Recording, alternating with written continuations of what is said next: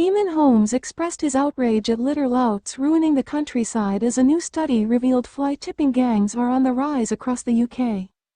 GB News hosts Isabel Webster and Eamonn Holmes spoke to John Hayward Cripps, CEO of the Neighborhood Watch Network, about a recent study which revealed organized gangs are being paid to dump household items across the country rather than dispose of them correctly. Eamonn shared his anger at the news, insisting the police should be involved and those who are caught fly-tipping should be handed bigger fines to deter them. Eamonn began, "A new study has revealed fly-tipping gangs, it's organized, they're getting money for doing this and they're costing you through your council tax millions in councils across the country." The GB News hosts were joined by John Hayward Cripps, who is the CEO of the Neighborhood Watch Network and is working to tackle fly-tipping. Eamonn asked, "They're on the lookout for these fly-tippers, are they?" "They are looking out for all sorts of crime, but with fly-tipping, we all know it's a real eyesore, people hate it, we all hate it," John replied. "One of the most important things we can do is report it." Isabel asked, "You've noticed there's a huge uptick of it in the last year, and when we're talking about fly-tipping, I think about things like mattresses, just like that. I've seen toilets, believe it or not, building waste, renovations," Eamonn chipped in with his co-host agreeing. "Yeah, and quite often in rural areas. It could be at the gate of a field, but it looks like urban waste.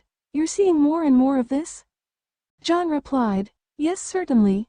Ramblers are reporting more and more of this, particularly in the countryside, as you say, lots of farmers reporting 2 or 3 bags being dumped in their field.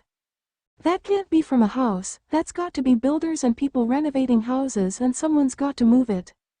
We've had farmers moving it, we've had cases when farmers can't plow on a particular day because they can't get into their fields because there's a load of stuff."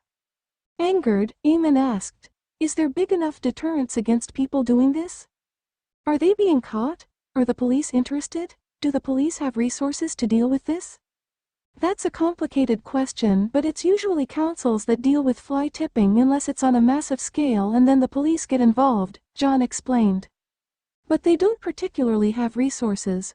Last year, there was something like a 16% increase in fly-tipping over 1 million places, but fixed penalty notices went down by 25% and prosecutions went down 50% as well."